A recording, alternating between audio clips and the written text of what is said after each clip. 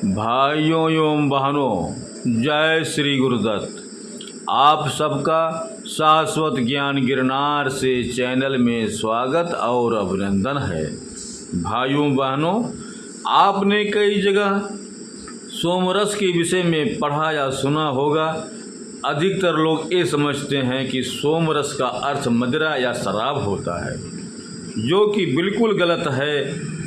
कई लोगों का ये भी मानना है कि अमृत का ही दूसरा नाम सोमरस है। ऐसा लोग इसलिए भी सोचते हैं क्योंकि हमारे विभिन्न ग्रंथों में कई जगह देवताओं को सोमरस का पान करते हुए दर्शाया गया है। आमतौर पर देवता अमृत पान करते हैं और इसी कारण लोग सोमरस को अमृत समझ लेते हैं, जो कि गलत है। भाइयों बहनों, पूरा वीडियो शुरू करने से पहले हम आप सब भाई बहनों से अनुरोध करूंगा कि चैनल को सब्सक्राइब एवं वीडियो को लाइक तथा शेयर जरूर करें तथा कमेंट्स बॉक्स में अपने विचार से हमें अवगत कराएं। अब प्रश्न ये है कि सोमरस आखिरकार है क्या। सोमरस के विषय में ऋग्वेद में विस्तार से लिखा गया है। ऋग्वेद में वर्णित है कि ये निचोड़ा हुआ दुग्ध मिश्रित सोमरस देवराज इंद्र को प्राप्त हो।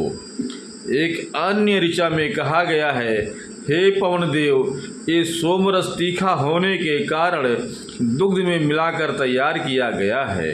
इस प्रकार हम यहाँ देख सकते हैं कि सोमरस के निर्माण में दुग्ध का उपयोग हुआ है। इसी कारण ये मदिरा नहीं हो सकता, क्योंकि उसके निर्माण में दुग्ध का उपयोग नहीं होता। साथ ही साथ मदिरा का अर्थ है जो मद अर्थात नशा उत्पन्न करे। वहीं सोमरस में शब्द सोम शीतलता का प्रतीक है। ऋग्वेद में ये कहा गया है कि सोमरस का प्रयोग मुख्यतः यज्ञों में किया जाता था और मुख्यतः देवता ही इसके अधिकारी होते थे। सोमरस का पान मनुष्यों के लिए वर्जित बताया गया है। अश्विनी कुमार के विषय में भी ये कथा है कि उनकी तपस्या से प्रसन्न होकर परमपिता ब्रह्मा ने उन्हें सोमरस का अधिकारी होने का वरदान दिया।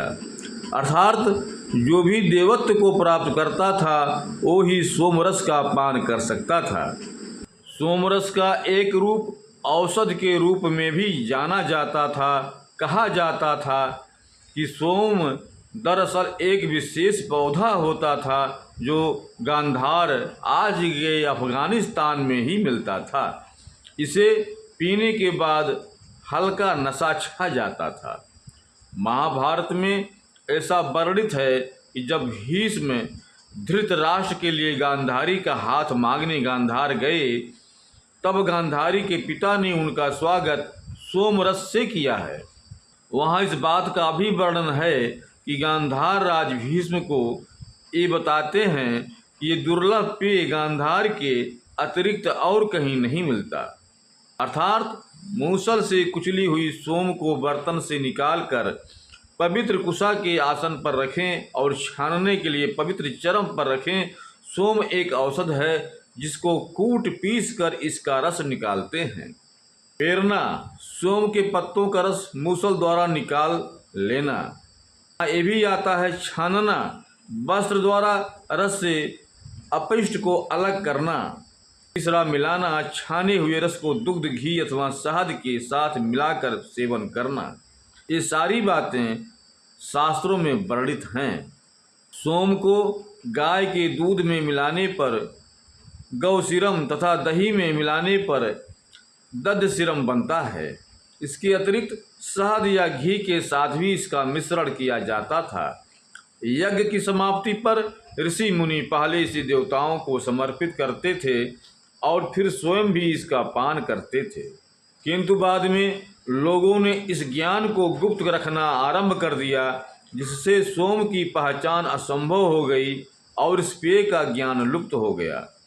ऋग्वेद में सोमरस की तुलना संजीवनी से ही किया गया है और कहा गया है कि नित्य सोमरस पान करने से शरीर में अतुलित बल आता है। कदाचित यही कारण था कि सोमरस के पान के कारण देवता इतने शक्तिशाली होते थे। अगर आधुनिक काल की बात करें तो समय के साथ साथ सोमरस का स्थान पंचामृत ने ले लिया है। पंचामृत को भी दुग्ध, दही, घी, शक्कर एवं शहद से बनाया जाता है। इसे भी प्रथम देवताओं को अर्पित किया जाता है और इसका पान करने से भी शक्ति प्राप्त होती है। अतः पंचामृत को आधुनिक काल का सोमरस कहा जाता है या हम इसे कह सकते हैं। भाइयों बहनों, अब हम अपने शब्दों को यहीं पर विराम दूंगा। पुनः मिलेंगे अगले वीडियो में। जय श्री गुरुदत्त, जय श्री गुरुदत्त।